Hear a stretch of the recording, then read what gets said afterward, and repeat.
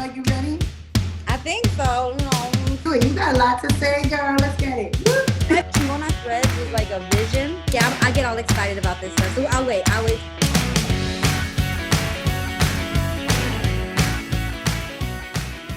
Welcome back to another episode of Aya and Her. Today we are recognizing Mental Health Awareness Month, and I have the privilege of having Desirae Ramirez here. She's a sexual assault survivor, an activist, the voice of Becoming Ramirez, and the creator of Chingona threads. Desirae, thank you for being on today. Thank you, girl. I appreciate you having me on this platform. It's always a blessing and an exciting thing to connect with other Latinas and to be able to share our passions and things that truly have a large impact on society and the world and how we even carry ourselves through this journey. So thank you. I appreciate you. Thank you. So I shared a little bit with you, but I'm going to let the viewers know I was having a really down quarantine time, and I ran into your page, and girl, you had your live going, you were trying on clothes, and it just lifted my spirits. And so what I did was I kind of did some Instagram stalking, I guess, because I went back, I found your other pages, and I just read up on your story, and it is so impactful. And I was hoping that you can share a little bit about your experience with mental health. Absolutely. In light of this being Mental Health Awareness Month, which is so important, and also it's year round, even outside of this month, my journey has been interesting, very rewarding, and also very traumatic. I think that for myself, I always knew that I struggled with my mental health. Coming from a Latino background, Latino Chicana culture, Chicano culture per se, we were always shared in our upbringing as kids, like what goes on in your house stays in your house. And therapy ain't for people of color. It's for those who got a little bit more coin. So that was something that was never brought up. But I remember at a very young age, specifically around 12, that something didn't click for me and something started to make me develop a lot of nerves. What I know now at 27 was I was struggling with anxiety and depression at the age of 11 and 12, but not knowing the knowledge and not having the cultural background of understanding how that affects people of color, you just went about your merry way. And then in high school, I started to kind of notice some things were a little off for me. Again, didn't address it. You know, you kind of just assume that that's normal behavior, that's normal ways to think. And then in college, I was 23. I was graduating college from CSUSB, and I did. I snapped, and I got really. I wasn't well. It was kind of an overflow of unresolved emotions and trauma that just became full frontal for me at 23 in 2015. And I graduated college, and you have 2 degrees and student loan, and you went to school for 5 years, so you're expecting, like, where's that job that's going to help me pay off this stuff? I go to school for this long, like, why are all these interviews not working out, all these job interviews I'm going on? And that set me off my rocker, because now I was out of college. I didn't have a designated plan like college had lined up for me. And I really spun out of control. I got very suicidal. I got very self-harming and damaging towards myself when I was 23. So much so that my Chicano parents didn't understand what was going on with me. There's only so, if you grow up in a organized religious Chicano culture, you will learn that Christianity is kind of the answer to healing you. And I still believe in the Lord myself, but at that time, my parents were hardcore religious Christians.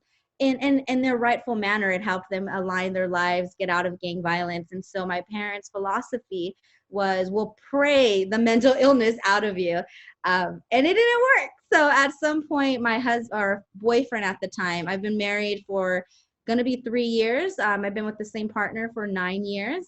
And at that time, my boyfriend, Ricardo, had suggested to my parents, maybe she should see professional help. So I was 23, and my parents took me to a psychologist. Now, Rewind. I didn't know the difference from a therapist and a psychologist. If you grow up in a very narrow type of mindset, and that's not a bad thing because you can evolve out of it, you don't get the education around your family, let alone for yourself, to understand the difference that mental health, therapy, and psychologists are two different things. So I've seen a psychologist, and he didn't really give me much time to address what I was going through or even talk through what I felt that I was going through. He just wrote me a prescription within like the first 10 minutes meeting and said, take these for the next 2 to 3 weeks and then come back and we'll see double dose you. And not questioning it because you're in the arms and the hands of someone who is a professional. So next thing I knew, I was on antidepressants for 3 to 4 months, and my suicide ideations got really out of control. I had many sleepless nights. I felt very outside of myself. I felt stuck.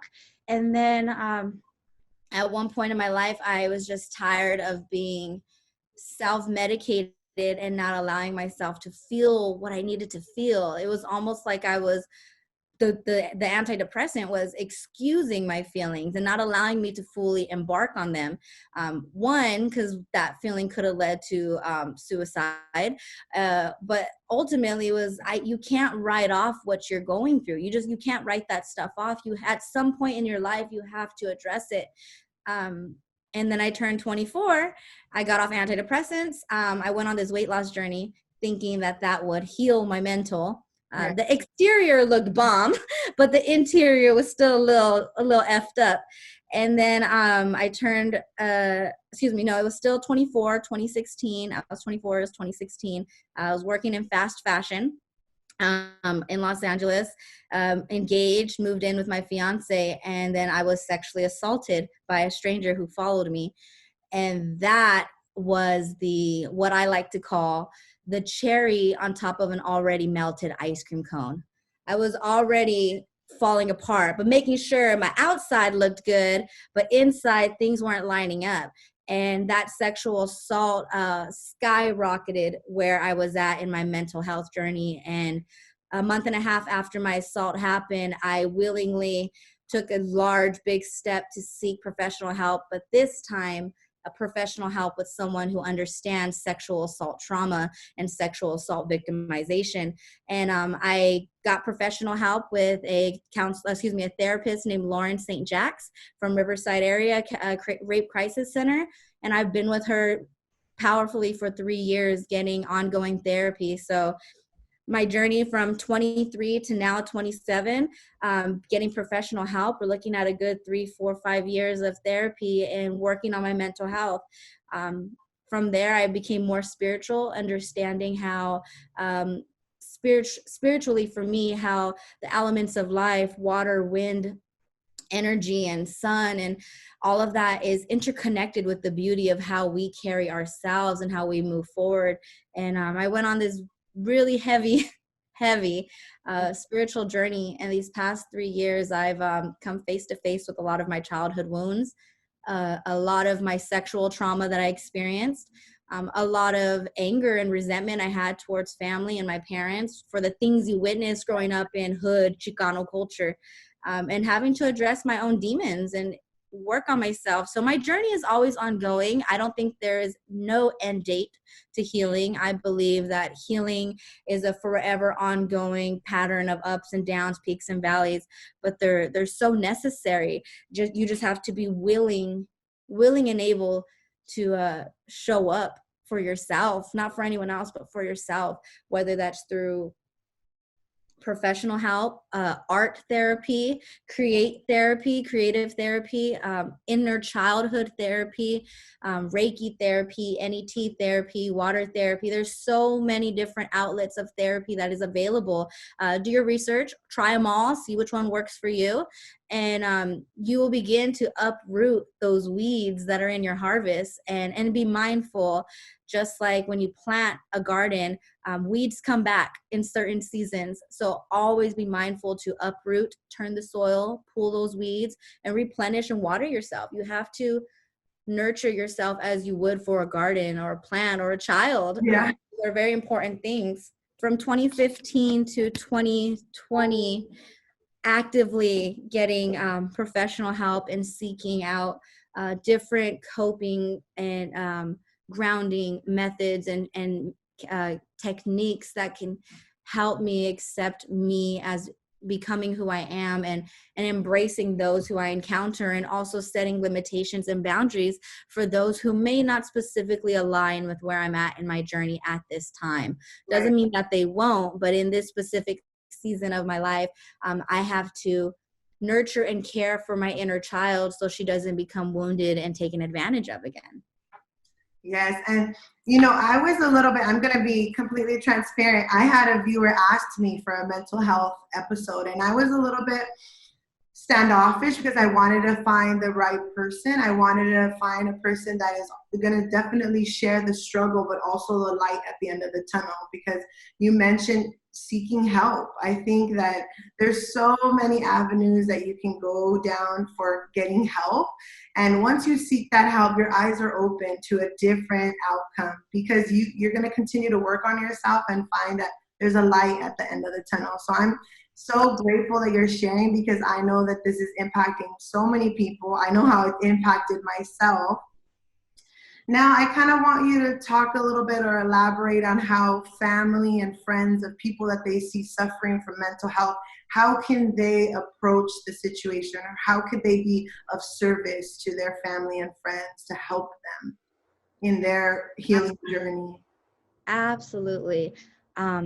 The most important thing that I cannot stress enough is, if you are willing to approach a family member or a friend and address how you want to be supportive of them, the number one thing is you need to know if you're supportive of yourself, because you can't pour from an empty cup.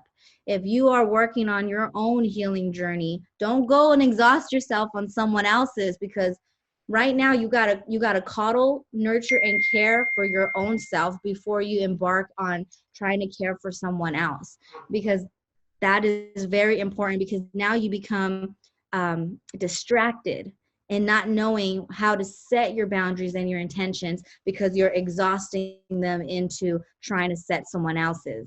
Yeah. So first and foremost, if you're at a space where you know that you have filled your love bank and you have set your boundaries and you've done the inner workings of healing and you have done your part in restoring and keeping your mental health to a place of wellness, by all means, yes, go and have the conversation with that friend or family member or coworker. And in doing so, be unconditionally empathetic.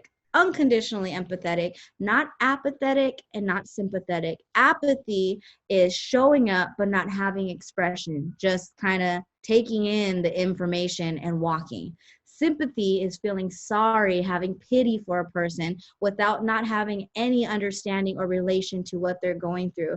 Oftentimes, we will see many people have sympathy for folks, but it don't pierce the spirit, it don't pierce the heart, because you can't relate.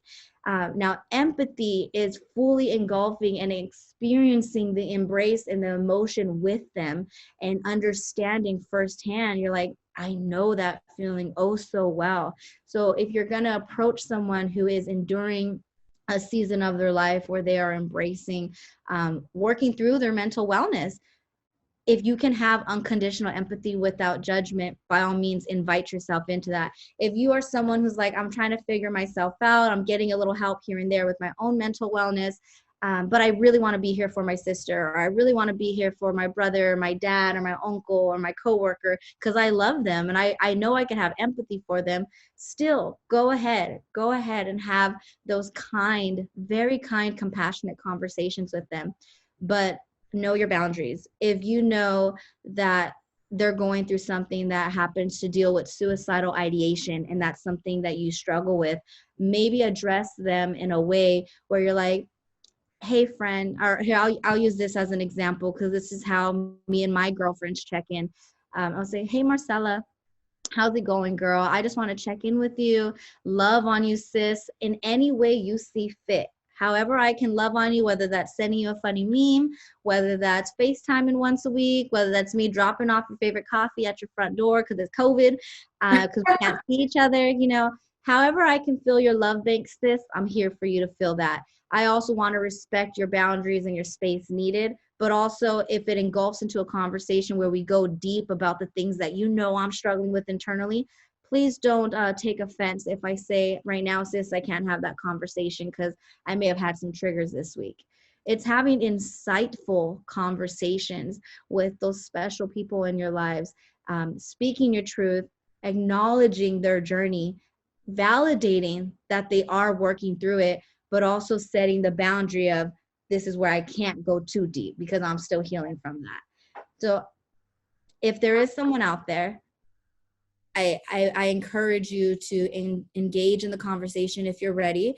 If there are things you're not comfortable talking about, you need to put it on the table. Otherwise, the receiver who's struggling will feel pushed off if you turn off in front of them. If they're like, hey, sis, or hey, cousin, I'm going through a tough time in my marriage right now, and they're struggling in their marriage, the communicator, you're going to see this happen. Oh, dang, that's rough. I'm sorry you have to go through that. They disconnect because you now have triggered them. So having authentic friendships and relationships with the people you love and wanting to embrace their mental wellness and encourage them just as much as you want to encourage yours, you need to lay on the table what you're willing and what you can't touch because you're working through it yourself.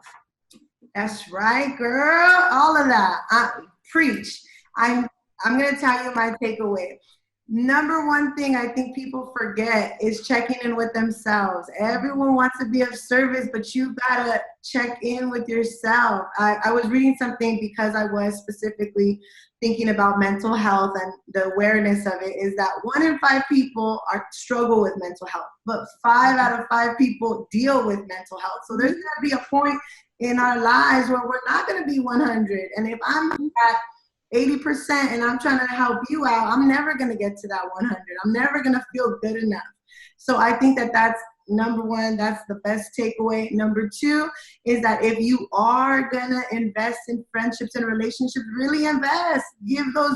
Have those deep conversations. Let's stop having superficial conversations and really get deep and be able to be mature enough to handle somebody telling us, I need some space, or let's not talk about that. Because I think that's another thing. Some people get offended when you're telling them, like, I'm not cool with that, and hurt feelings. But you got to be at that state of mind where I'm going to invest in this person full-heartedly with my full heart, ready to hear them out. And so I think those 2 points, girl, you got them. You hit them right on the nail. Absolutely. And there's always, so if you establish like the tabletop surface conversations, especially in Black and Brown communities, we tend to have normalized surface tabletop conversations because culturally growing up, you don't bring that to the kitchen table. You don't bring that to the kitchen when you have, you don't do that. But in order to break down those generational curses, us being a more younger, more woke, granted, we still have a lot more to go. Our grandparents have the wisdom they have for what they've seen and endured, but we also carry a wisdom that is embedded through ancestral indigenous generation streaming through our own blood. So being able to be forthright in your stance and do it compassionately. Don't come in like a blaze of glory, all activist Yoko Ono style, telling your family we gotta have these conversations, because you're gonna turn them off. But meeting them where they're at on their journey, validating their experiences, because everyone's trauma is different, but we all been there at some point. And it's so important that you acknowledge where someone has been and where they're going, and honor and celebrate them. We often celebrate external weight loss to the motherfucking T. Like I cannot even begin to express how much my timeline was flooded with Adele's weight loss. Granted, I love me some Adele, been a hardcore fan since 2006. I love her, and everyone's celebrating her weight loss, which granted, she deserves to be celebrated. 100%, homegirl's 31, 32, and she's had a full body transformation. But what a lot of people are not taking into accountability and really, really honoring and stretching that conversation is this has been a decade, 10 years of her working on her inner and outer self. And she's got to a point now where we're celebrating weight loss. We're celebrating that. And it's like, but guess what? There are individuals who had a decade worth of celebrating from mental wellness, spent Right. 10 years working on the inner spirit, working on their traumas, working on their mental, and they may not be skinny and fully toned on the outside, but inside they are chiseled, inside they are sculpted, they are toned, they are righteous in their body and in their presence, and they can have these deep table conversations. They're not YouTube influencer, they're Jada Pinkett Smith at the Red Table Talk. And that's from going deep on your mental wellness journey. And I'd love to encourage anyone who's listening to this or watching this, if you've had a traumatic weight loss, I'm not hating on that. I think that's a beautiful thing, but I also think that we should acknowledge what it takes. The same amount of endurance that one has to go through the physical transformation, one also must go through the mental transformation. And that deserves to be celebrated, whether you can see it externally, but when you engage and have the conversation with them, you can feel it, you can see it, and you're like, sis, 4 years ago, you were a different person. Who's at the table today is rewarding to witness. It's a gift to meet this Marcella. It is a gift to meet this Desirae, because we're doing the work. I don't have no immediate weight loss transformation. Of anything, I gained weight in the past 3 years of my mental health journey.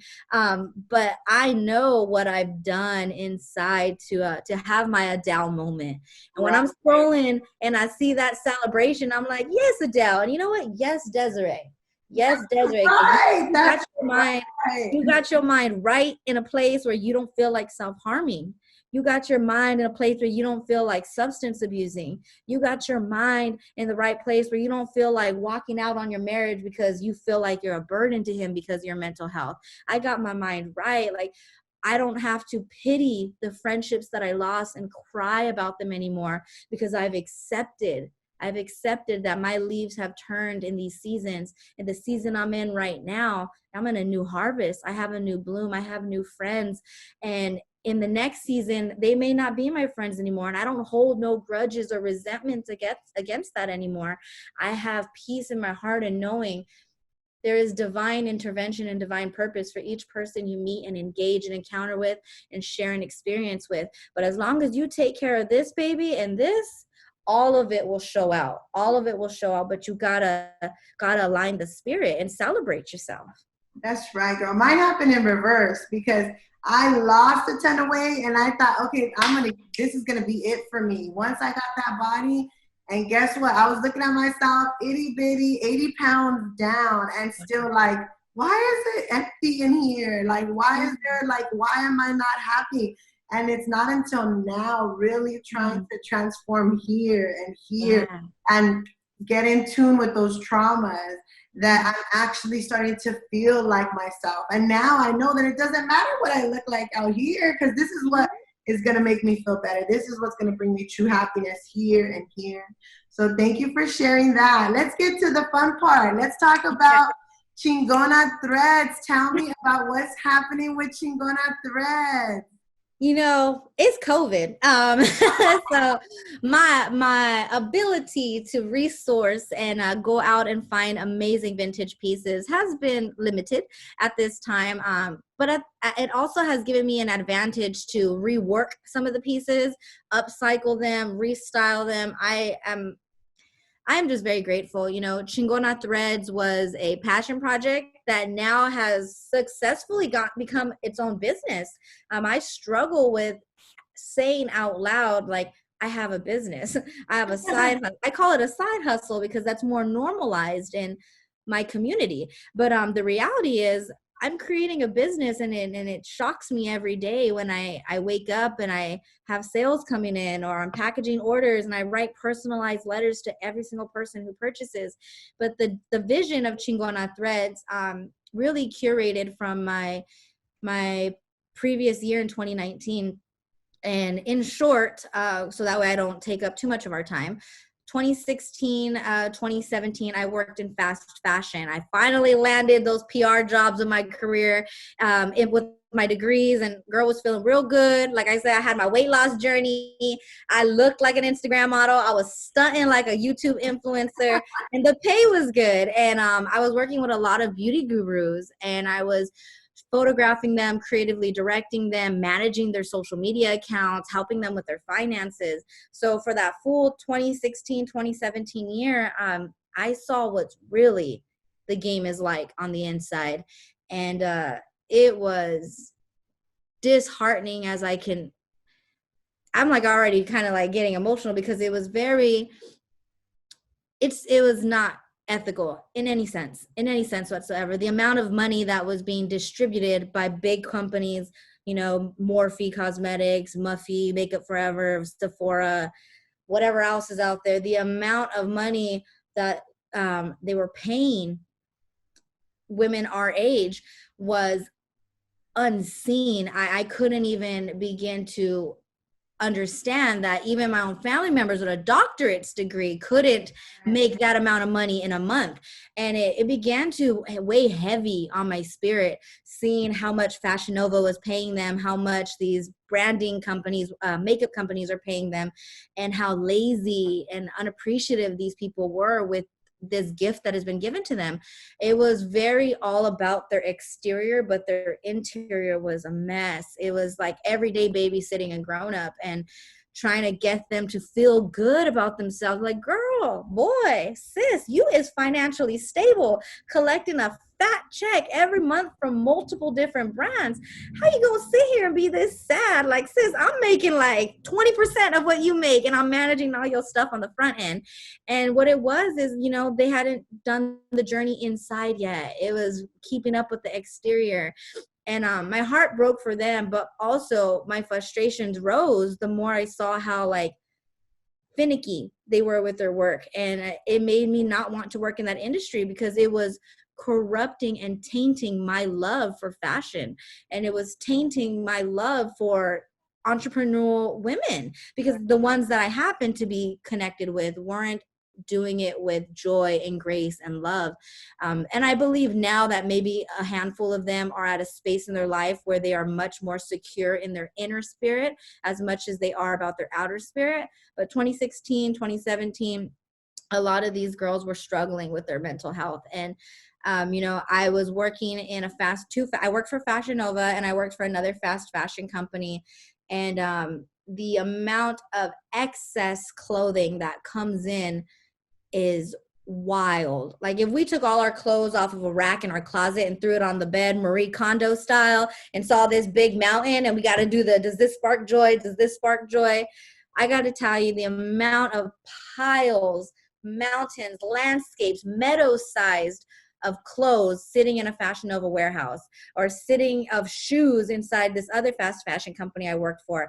I would just walk into work every day and be like, why hasn't this inventory moved? Oh, well, the trend's already up. We just dropped this item last week. How is the trend up? Oh, well, Kim Kardashian wore something different, so the trend's out. So what are we going to do with all of this huge inventory we shipped over from third world countries?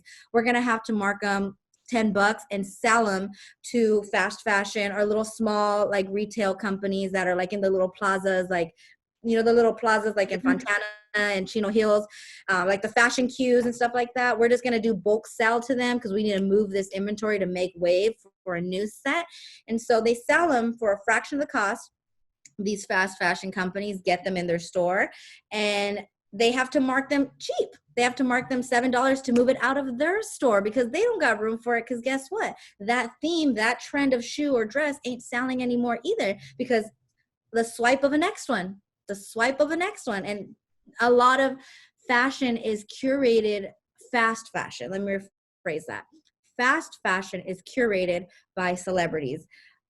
Editorial, Paris like Fashion Week, New York Fashion Week, that is carried through the moguls, through the huge folks the big CEOs in the fashion industry. So if you're someone who's seeking out fashion in a way where you want your clothing to tell the story of your journey and who you are, I encourage you to do the extra step and seek out high-end fashion versus fast fashion, because you're going to have a longer lifespan in the clothes of your higher end fashion or vintage pieces that have withstand the test of time, Yeah. versus your fast fashion items that are going to rip, tear, discolor, or be stitched wrong within the first 2 to 3 washes, or sometimes in the first package that arrives at your door. Pop it open, put it on, and like your shoulders over here and like the other one's over here, because these garments are being produced in third world countries at the less than the fraction of the cost, in the nick of time. There is incredible documentary called Blue Gold on Hulu, and it talks about the fashion industry in denim and how denim has evolved over the decades. And then there's also oh my goodness, I'm drawing a blank. This one is on Netflix, The True Cost of Fashion. So you can watch that one as well. And then some simple search on YouTube and Google, mama, there's documentaries galore that will wake you up to how your garments are being produced. And just last year in early 2019 or mid 2019, Fashion Nova finally got cited for not paying out their Chicana, their Latina workers for the amount of work that they're doing. And this has kind of been a celebrated thing in the sustainable community world, and celebrated not in a boisterous, like, haha, that's what you get way, celebrated in a thank you, these things are coming to light type of way. Right now, since we're in COVID, you can't go out to your Ross or, to your malls that you prefer to go and buy your clothing from. You can't do that right now because of COVID and quarantine. So a lot of clothes, this is one rack, but you could imagine what a warehouse looks like. When you work in fashion, like when I worked in fast fashion, a spring item is being produced at least a year in advance before it's even been calculated. So that is actually a blasphemy on us as a community of people who are spending our coin for this, because the industry predicts what's going to be trendy in a year from now. And it's sad because it's, in my personal opinion, I'm going to speak for myself, I don't like that someone is predicting what I will spend my money on and how I will wear it a year ago, because it's showing how incompetent us as humans choose to follow trends. And I don't think that I'm an incompetent person. And I think that the people that I surround myself with are more willing and able to produce, buy, sell, distribute, upcycle their garments and their things around their home with intelligence. And to say, oh, Susie will be wearing this in 2021. I know it because we'll pitch it to Kim Kardashian and make her wear it to her next award show. So Susie, Sally, and Tom will wear this next 2021. That's so unkind. It's so unethical to treat us like we're robots. And so a lot of these retail companies have all this excess of spring and summer and now fall apparel that is just sitting that they can't sell. But what they did, because it's not selling, their excuse was, we're not going to pay out the garment workers who made it last year. We're not going to pay them because guess what? It's not selling. So why should we pay you? Doesn't matter. They still sewed the shit together last year or 7 months ago or a week ago. So in the fast fashion industry, they have been hush-hush about it. But in the sustainable, ethical community, they have been boycotting, spreading articles, writing articles, interviewing garment workers, because these people now not only lost their job now because of COVID, but weren't even paid their wages for the garments they distributed the year before. And when Target and Ross and the mall opens back up, all that spring 2020 baby is going to be $2, $5. That section in H&M where it's that big ass clearance section, $3, $5, $7. That's because that's inventory that didn't move. And for a retail company to sustain itself so they don't get in trouble with loss prevention, they have to move those garments. So when you buy your garment and it's fast fashion, really look at how it was sewn and remember that these have souls and spirits attached to it. There was a woman or a man or a child who put this together for you. So for me, it's deep. It's deep for me. I could get emotional right now because I have family members who shop hysterically with, I mean, enormously wild with their fast fashion garments. And then a week later, they have a big bag that they're just going to donate to Goodwill. And I'm like, baby, you spent $32 on that little Fashion Nova dress. You're just going to donate it? Yeah, it's not in style anymore. Or like, I don't like it anymore. And I'm just like, someone's spirit and hands were screamed at to create this garment for you in a fast, not only fast fashion, but in a fast turnaround, because their employer, the boss of that garment industry, was saying, we need to get this to Fashion Nova before the trend stops. And by the time it gets there, the next celebrity is wearing something else, or the next, I don't keep up with that industry anymore. 2016, 2017 exposed me to that industry, shook my fucking spirits. and by end of 2017, I unfollowed every fast fashion induced influencer and celebrity. And it hurts my spirit when I see them heavily promoted. Like, these are my Fashion Nova jeans, get them if you want to look like me, and da da da. It's like, do you even know? And the material has Lycra. Lycra takes anywhere from 15 to 20 years to burn down in a landfill. So your Fashion Nova jeans may have cost you $27, but may have cost the garment worker $2 to make it. And then the company or the corporation sold it in bulk, so they made a fat penny. You bring it over to Fashion Nova overseas. Fashion Nova is giving it for free to these celebrities and saying, wear it, take pictures. If not, you're not going to get your contract paid out. And they take their pictures, use my code, and that's how the code kind of tracks their metrics as well. And then after a while, you grow out of them, or they rip because they're not that great material. And then you throw them and give them to a Goodwill or pass them to a family member. I myself will admit that I do have fast fashion from previous years before I became more woke to the industry. Now that I've become more woke, I am very, very conscious of what I'm buying, how I'm buying it, and how long is this going to last me? Because the goal of creating a conscientious wardrobe is to know that I'm not buying excess to keep up. I'm buying for myself and not through the influence of anybody else. And that's a journey of self-acceptance as well. All of it is interconnected. It really is. And I may be coming off very activist-y about this, because I seen it. I worked in it. I standing right next to these people, and I'm reading their contracts. I'm explaining their contracts to them and saying, like, you have to post every day at this time because your metrics are higher at this time. If you don't post, we cannot pay you this money. And they're okay, because I want to get that check. And then I scroll and I come across my family member who's 20 or 19, and they're like, oh, I'm going to use so-and-so's code and I'm going to buy this and that. And it's their, their little college money or their little money that they made. And I'm like, I'm one of those women that are behind this. I can't live with myself like this. My younger cousin, sister, friend looks like every other Fashion Nova girl, looks like this, and they're doing all these things to their outer appearance. They're buying the weaves, they're doing the lips, they're getting the injections, they're microblading the heck out of their face. And the reality is, like, let's wipe it all. Let's wipe it all off. What's going on in here? Right. That this is what's deeply influencing this. Because the only way we can begin to derail all of that external and all of that money that's being put into fast fashion is by going inward. So, like, realistically, and it's a very bold statement, very bold statement. I feel like in 30 years is going to haunt me or something, but fashion is different from style. Fashion is what you buy into. Style is who you are. And so good. If you have style and an understanding of you and your journey and embrace your body acceptance is another big thing, a part of mental health. When you get to that space, you're not easily convinced to buy the waist trainers and the Spanx and the Skims from the Kardashians and all that stuff. Granted, her stuff probably is great quality because she got the coin to do it. Yeah. But the reality is, like, how much of what you wear and what you do is influenced by what you're observing. And if it's something that you struggle with, go a little deeper.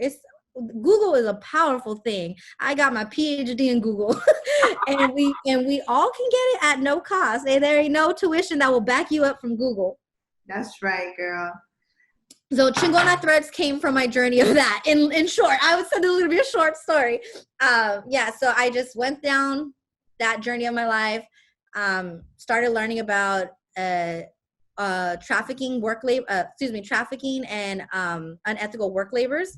Granted, I'm a sexual assault survivor, so when my assault happened to me, fell apart, had to get therapy, get myself back to being comfortable to go out in public, being comfortable to wear shorts again, being comfortable to put makeup on again. Because when you experience sexual trauma, a default that is statistically proven for a lot of sexual assault trauma survivors is we do our best to not admire or embrace our beauty because we're afraid it's going to bring in more unsolicited attention from the wrong people. So I went almost a year, no shorts, didn't get my toes done. I kind of went a little extremist because my fear was I would provoke someone, because at the time I struggled with understanding that I was not at fault for my assault. I felt because I wore thigh highs and a t-shirt dress, I made it accessible for this person. And that's another thing in the culture that we need to talk about,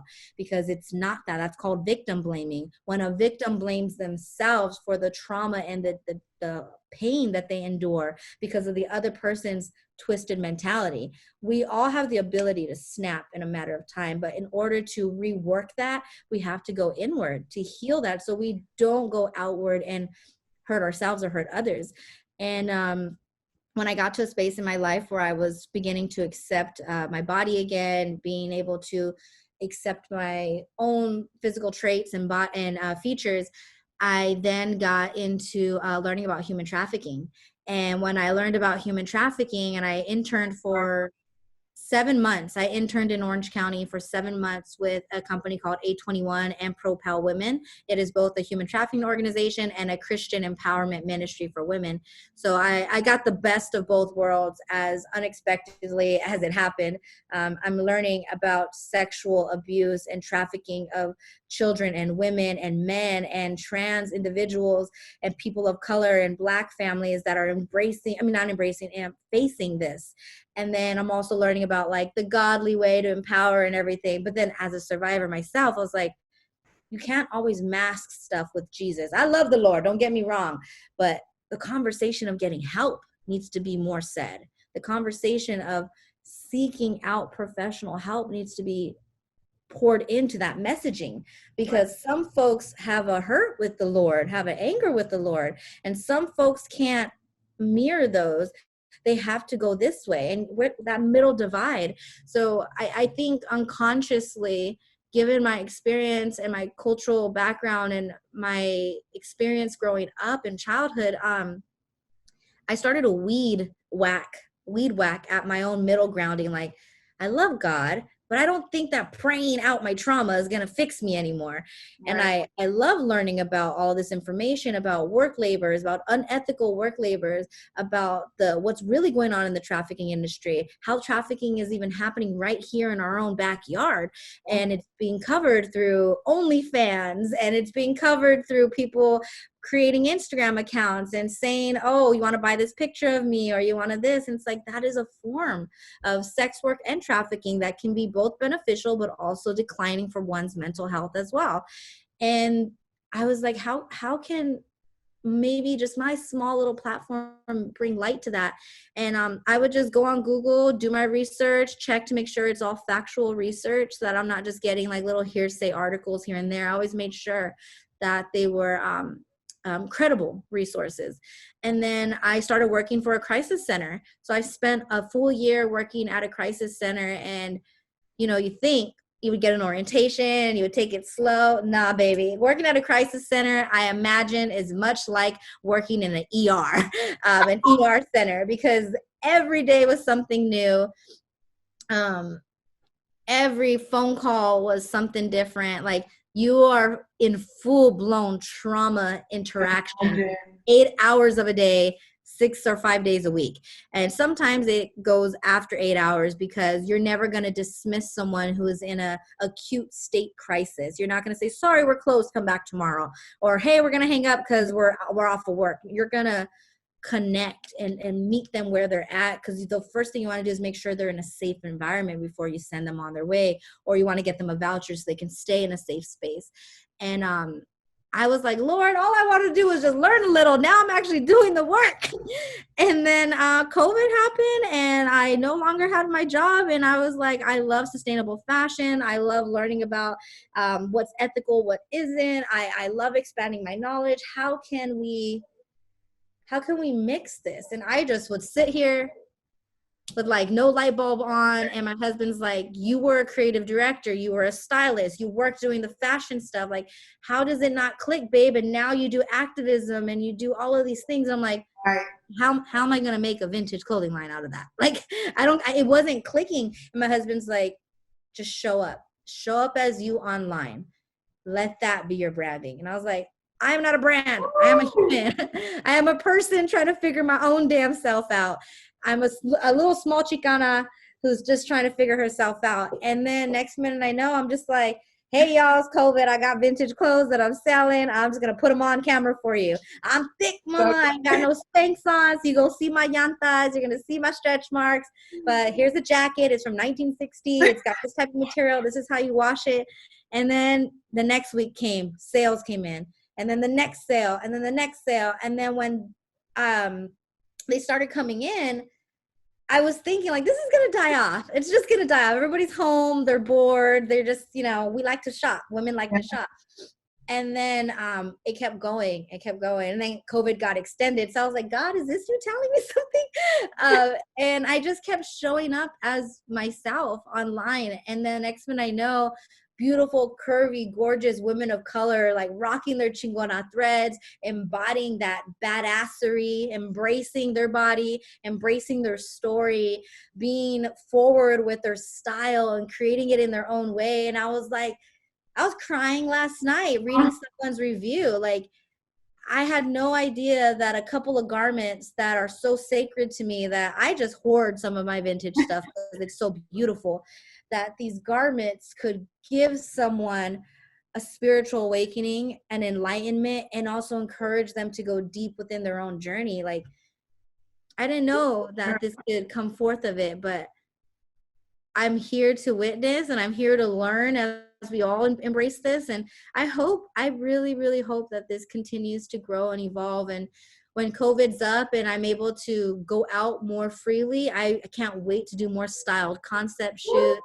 I can't wait to creatively direct more stuff. Like, I have a bigger vision for Chingona Threads that I, at some point in my life, was like, I'm not even going to think that far ahead, because I don't think I can get there at the rate of how fast it's growing, and how kind and how many people have been showing up online, virtually, and in person to do their pickups.